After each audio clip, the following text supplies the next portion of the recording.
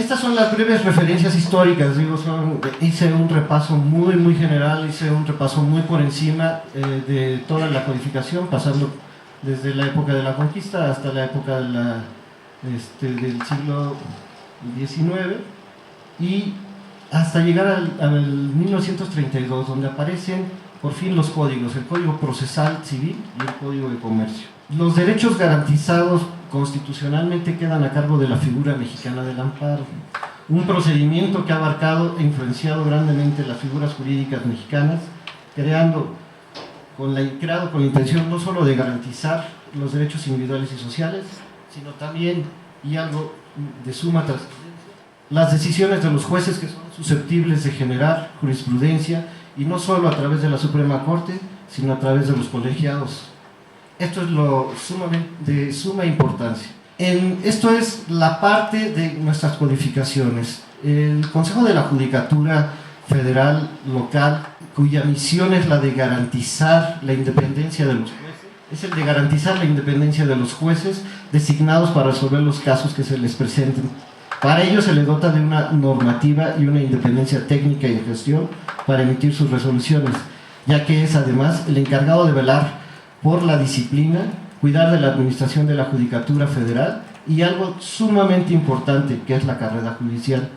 ya que esta garantiza que se asume el cargo de juez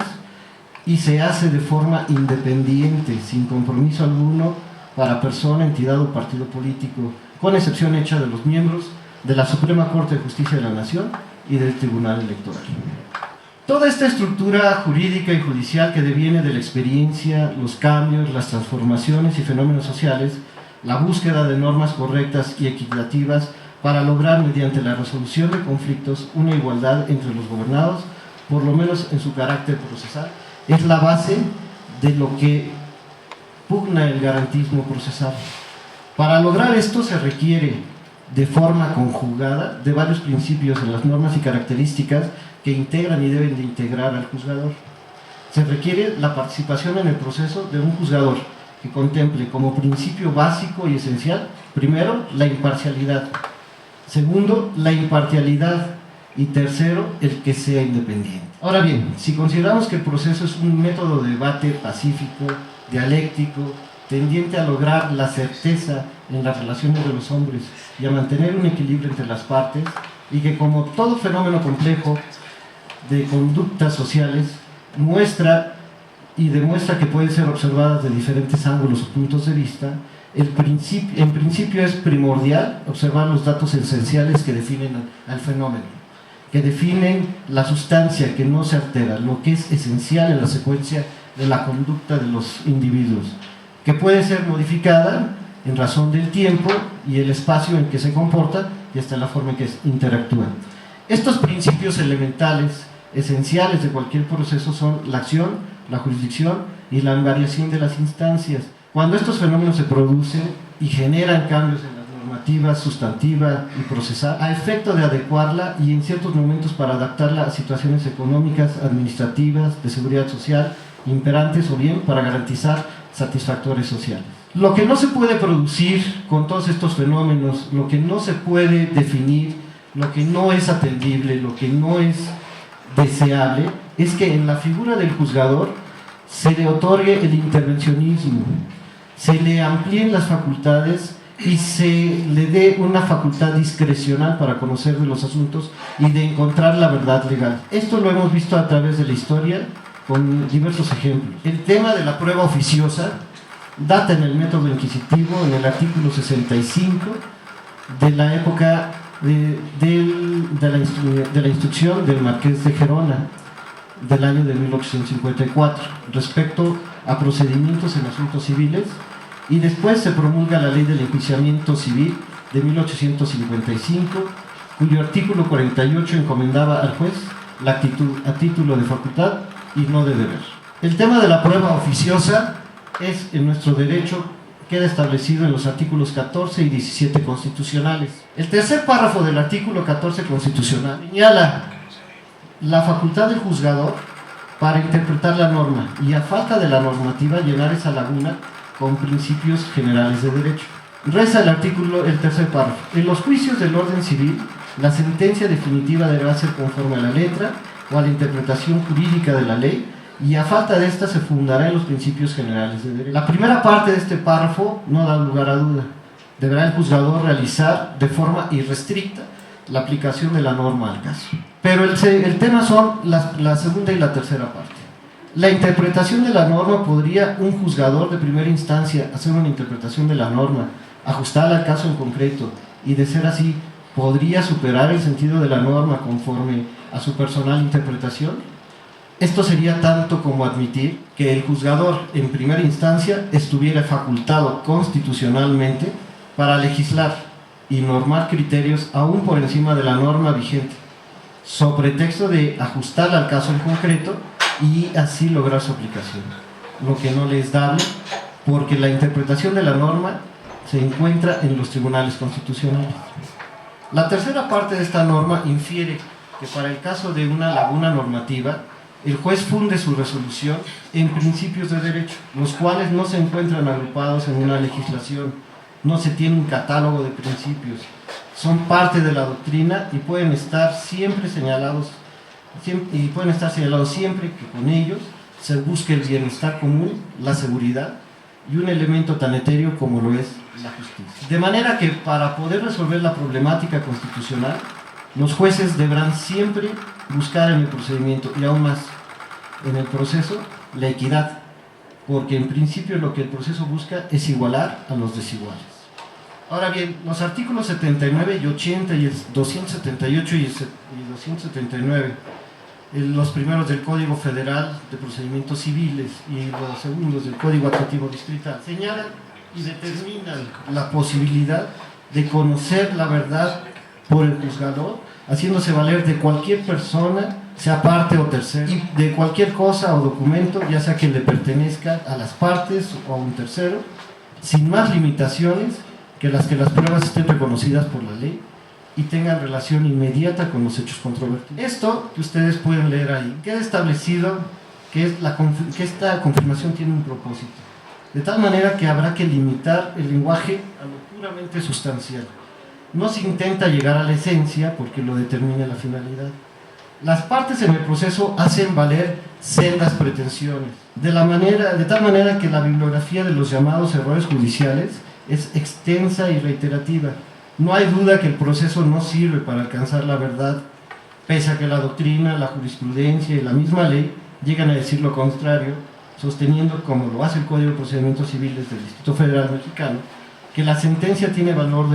de verdad legal, lo que queda contradicho tan pronto como se recuerda que contra ella cabe el control constitucional del amparo, y también resulta posible, conforme al mismo código, comprometer en árbitros la ejecución de la sentencia, aunque haya adquirido el carácter de inimpugnable, o bien interponer en su contra el procedimiento de nulidad por prueba superveniente. Sin llegar al pesimismo y ni siquiera al escepticismo, lo que importa es advertir que el objeto de estos medios de eficiencia es confrontar lo pretendido. Si la habilidad de un litigante,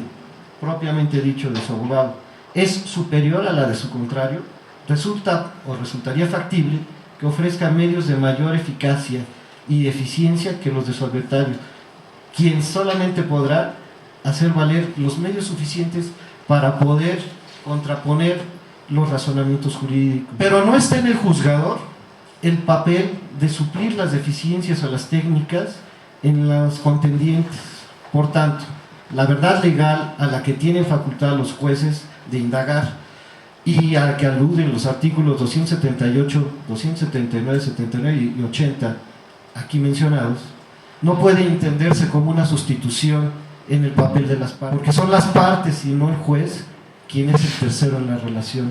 Son las partes las que tienen que hacer las pretensiones, las defensas y las excepciones, y el juez es tan solo un tercero en la relación.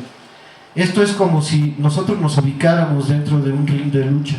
y encontráramos que el juez, para poder equilibrar la situación entre un Manny Pacquiao contra un Juan Manuel Márquez, se detuviera la pelea y empezara a realizar los golpes que alguno de los dos contrincantes no pudiera hacer o no tuviera la habilidad para desarrollar, o detuviera la pelea para evitar un knockout. Eso sería el actuar de un juez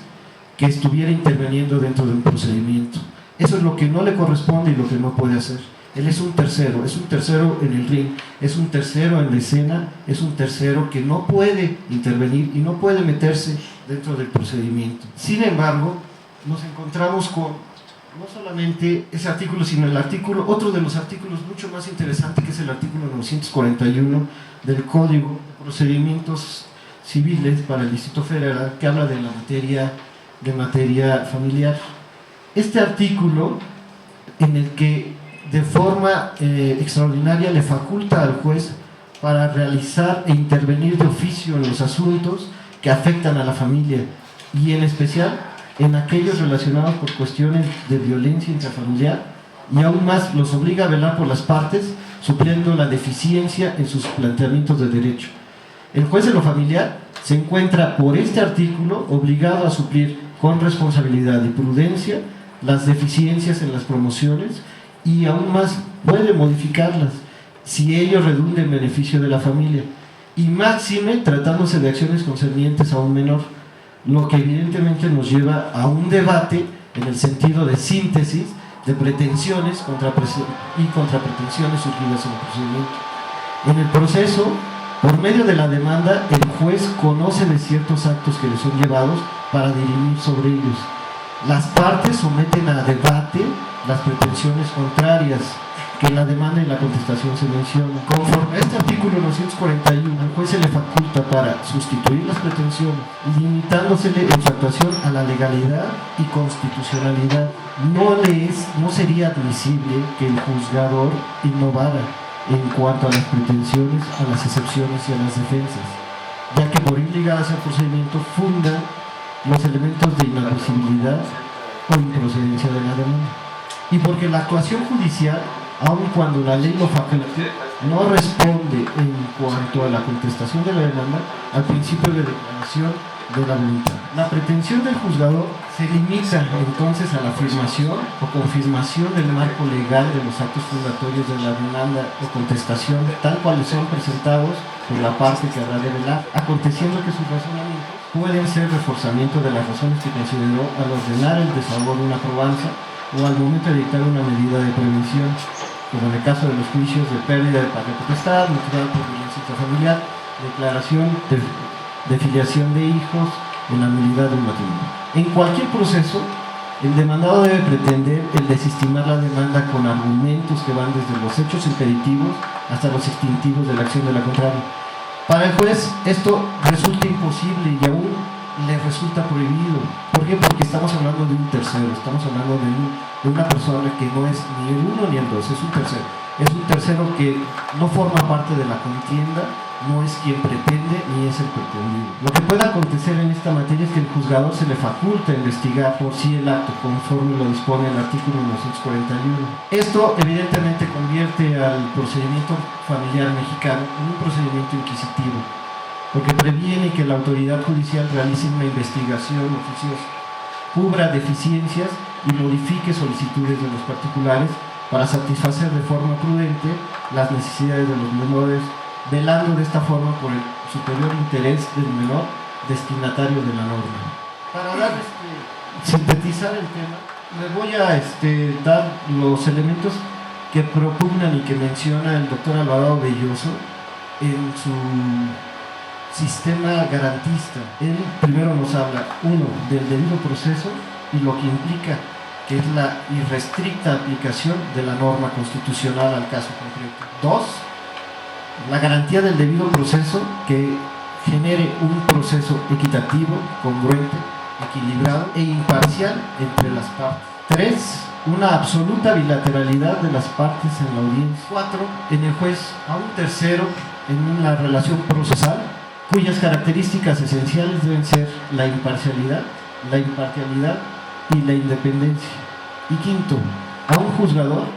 que aporte al proceso justicia, equidad, certidumbre, seguridad jurídica de legalidad